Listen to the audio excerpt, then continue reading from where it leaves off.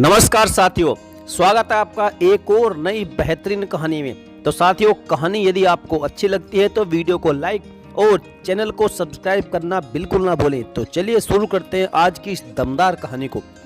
यह बस्ती शहर से कुछ दूर उन गरीबों ने बनाई थी जिनके पास ना तो कोई अपनी जमीन थी और ना ही अपनी कोई छत।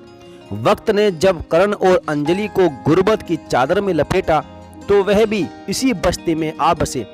उस बस्ती में छोटे मोटे किराए की दुकान तो थी, लेकिन मजदूरों और आने जाने वाले मर्दों के लिए कोई चाय की दुकान नहीं थी। करण को ख्याल आया कि क्यों ना वह यहाँ पर एक चाय की दुकान ही खोल ले।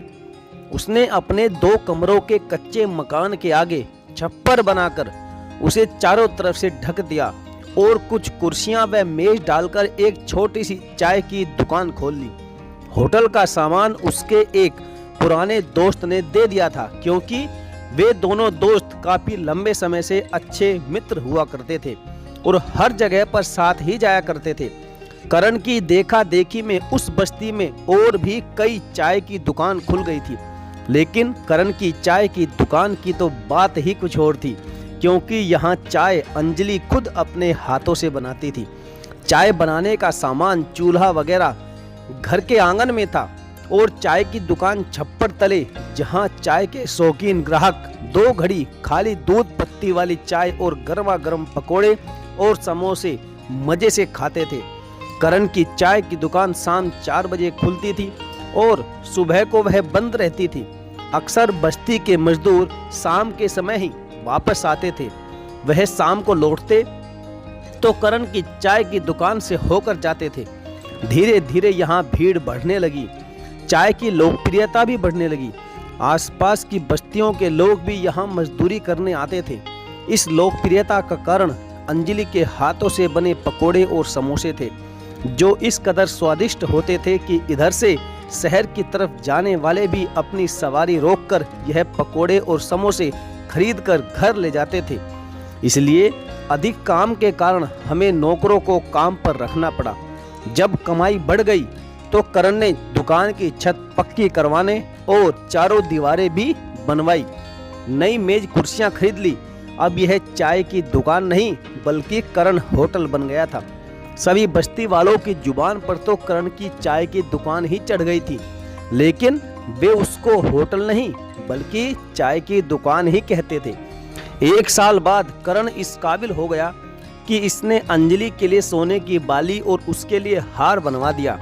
अब दोनों पति पत्नी की जिंदगी बड़े सुकून से गुजर रही थी कि एक दिन एक बात ने उनकी जिंदगी ही बदल दी।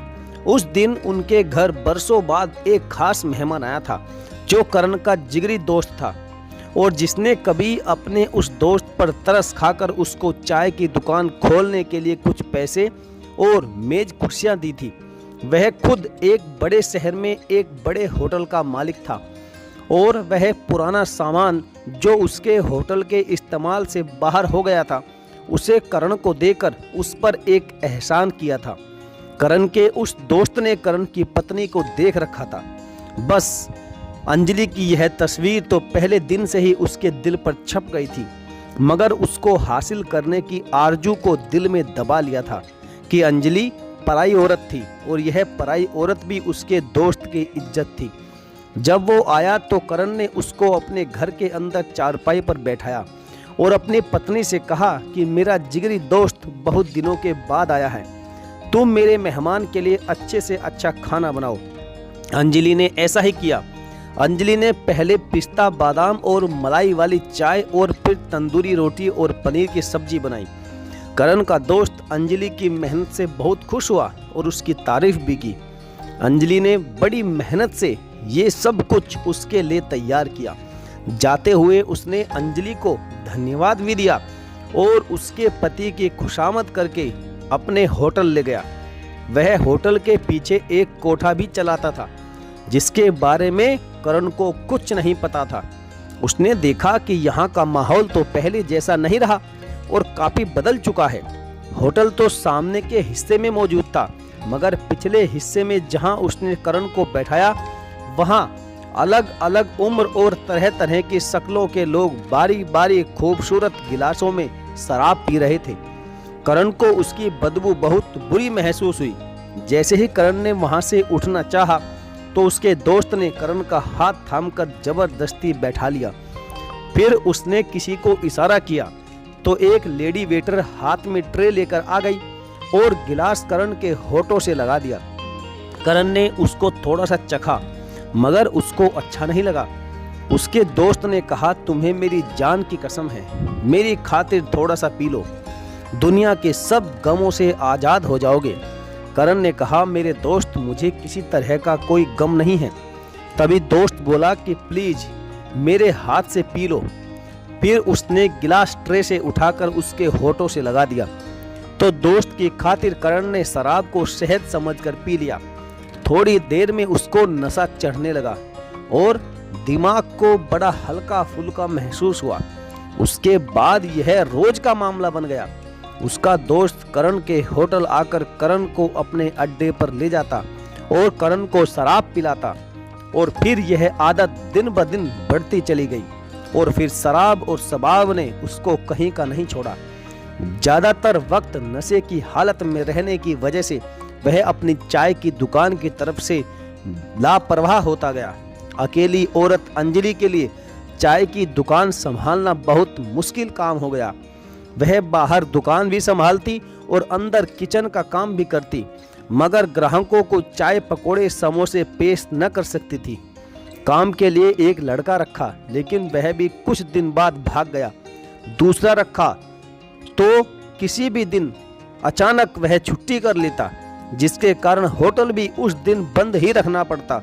उसके बाद तो फिर होटल हर दूसरे तीसरे दिन बंद ही रहता, क्योंकि करण के मिजाज में बदलाव आ गया था। वो ग्राहकों से दूर होता गया। अगर कोई ग्राहक चाय में मीठे की कमी की शिकायत करता, करण बजाय उसकी शिकायत दूर करने के उल्टा ग्राहक पर ही बिगड़ जाता। अगर कोई ग्राहक समय पर उधार नहीं दे पाता तो भी करण उसको गालियां देता। उन बातों का असर यह हुआ कि उसके ग्राहक आहिस्ता आहिस्ता दूसरे होटलों में जाने लगे और एक वक्त वह भी आ गया जब उसके होटल में कुछ लोग ही आते थे। यह वो ग्राहक थे जो अंजलि के हाथों के बने हुए पकोड़े और समोसे खाते थे और इस बहाने अंजलि की कभी कभार एक झलक भी उनको नजर आ जाया करती थी। अंजलि ऐसे लोगों की उम्मीदों से बिल्कुल भी बेखबर नहीं थी, क्योंकि वह इंडियन माहौल में पली बढ़ी थी जहां पति को भगवान समझा जाता है। यही वजह थी कि पति की बुरी हालत के बावजूद भी उसने किसी नौजवान की तरफ आंख उठाकर भी नहीं देखा था। आखिर में मायूस होकर उसके चाहने वाले भी दूसरी जगह जाने लगे और होटल बिल्कुल ठप हो गया। घर की खुशियां आहिस्ता आहिस्ता खत्म होने लगी। अंजलि के जेवर भी दांव पर लग गए। उसके बाद होटल का कुछ सामान भी बिका और आखिर में घर के अंदर के खाने पीने के बर्तनों की बारी आ गई। यूं छोटा सा सजा हुआ घर वीरान हो गया। करण जानता था कि अब भी कुछ नौजवान अंजलि की एक झलक देखने के लिए होटल में बैठने की ख्वाहिश रखते हैं। वह यह भी जानता था कि अगर अंजलि चाहे तो उनके बुरे दिन खत्म हो सकते हैं। उसने बार बार अपनी पत्नी को इस तरह के इशारे भी दिए कि अगर मैं दुकान पर ना बैठ सकूं तो तुम खुद भी गल्ले पर बैठ सकती हो। उस तरह हमारी कमाई नौकर तो लेकर नहीं उड़ेंगे और फिर हम अपना कारोबार फिर से जमा लेंगे। उसकी पत्नी खूब समझती थी कि अब निकम्मा हो जाने पर उसका पति उसको मालिक की गद्दी पर ग्राहकों के सामने बैठाना चाहता है। आखिर एक दिन उसने अंजलि को साफ साफ कह दिया कि अब यह होटल तुम चलाओगी, किचन का काम नौकर करेंगे और तुम गल्ले पर बैठोगी और ग्राहकों पर नजर रखोगी। तुम ही चाय की दुकान को बाहर से संभालो। मैं अब पहले की तरह यह काम नहीं कर सकता। मेरी सेहत ठीक नहीं रहती है। अब जिंदा रहने की बस यही वजह बाकी रह गई है कि तुम ग्राहकों को खुद संभालो। यह कहकर उसने अंजलि को गौर से देखा। इतनी गरीबी के बावजूद उसमें भरपूर कशिश थी, बस जरा मेकअप की जरूरत थी। फिर उसने अंजलि से कहा कि वह अब मेकअप किया करे और कोई अच्छा सा सूट पहनकर ग्राहकों से खुद पैसे लिया करे। तभी अंजलि गुस्से से बोली, ऐसा तुमने सोचा भी कैसे? मैंने नहीं सोचा, मेरे दोस्त ने सोचा है। कि गुर्बत को दूर करने के बहुत से तरीके होते हैं। उसने ही मुझको समझाया है कि मुसीबत से लड़ने का एक तरीका ये भी है कि तुम मालिक की गद्दी पर बैठ जाओ। थोड़ी देर में वह यहीं पर आने वाला है ताकि वह तुमको भी समझाए कि औरतों को मर्दों के साथ काम करने की कितनी ज़रूरत है। उसने भी अपने होटल में वेटर औरतें रखी हुई है और देखो उसका होटल कैसे दमादम चल रहा है।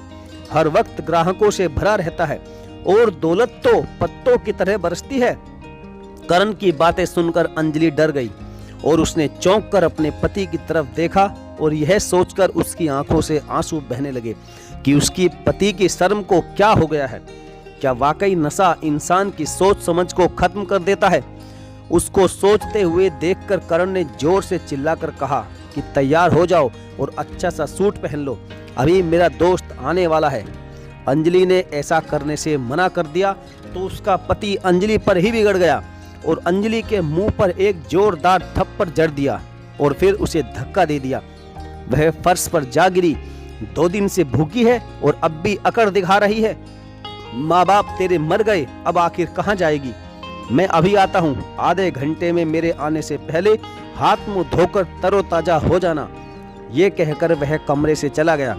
उसके जाने के बाद अंजलि सिसकती हुई उठी और उसने फैसला कर लिया कि वो मर जाएगी लेकिन किसी कीमत पर गैर मर्दों का निशाना नहीं बनेगी, वरना कल तक जो उसके हाथ की बनी चाय और पकोड़े के आशिक थे वे उसके आशिक ग्राहक बनकर आने लगेंगे। उसने चाय की दुकान में भागते दौड़ते चूहों के लिए लाई गई जहरीली गोलियां उठाकर खाली पेट खा ली। इतनी सारी गोलियों ने तेजी से काम दिखाया। तकलीफ बढ़ने लगी जो कि उसकी बर्दाश्त से बाहर थी। उसका जी तो चाहा कि वह भागकर बाहर जाकर किसी को बता दे कि उसने जहर खा लिया है ताकि उसको कोई अस्पताल ले जाए और उसकी जान बचा ले। उसने उठकर बाहर जाने की कोशिश भी की मगर दरवाजे की दहलीज पर ही गिर गई। शायद बदन में ताकत नहीं रही थी या फिर यह सोचा होगा कि इस पिंजरे से अपनी बेबस बेचैन रूह को आजाद हो जाने दे। उसकी रूह उसके जिस्म से निकल चुकी थी। कुछ देर बाद उसका पति कमरे में आया तो उसको अंजलि दहलीज पर ही पड़ी मिली। उसके साथ उसका दोस्त भी था। दोनों ने मिलकर उसको उठाकर चारपाई पर लिटाया और उसको चादर से ढक दिया। अब करण के मुंह पर हवाइयां उड़ रही थी और खौफ से उसका रंग पीला पड़ चुका था। करण के दोस्त ने पुलिस को फोन किया। थोड़ी देर बाद पुलिस आ गई। वह अंजलि की लाश के साथ करण को भी ले गए। घर को ही नहीं उसके होटल को भी ताला पड़ गया और पहले जो करण की चाय की दुकान बंद थी वह अब भूत होटल के नाम से मशहूर है। इसलिए तो साथियों किसी ने कहा है कि हद से अधिक नशा करना भी पूरे परिवार का सर्वनाश कर देता है। हद से अधिक नशा इंसान की अक्ल को नष्ट कर देता है। तो साथियों आज की यह कहानी आपको कैसी लगी और आपने इस कहानी से क्या प्रेरणा ली? आप अपने विवेक का इस्तेमाल करते हुए अपनी राय कमेंट बॉक्स में ज़रूर लिखें। और यदि आपने अभी तक हमारे इस चैनल को सब्सक्राइब नहीं किया तो सब्सक्राइब करके बेल आइकन को ज़रूर प्रेस कर लीजिएगा। तो चलिए साथियों मिलेंगे फिर और किसी बेहतरीन और दमदार कहानी के साथ। तब तक के लिए धन्यवाद। जय हिंद।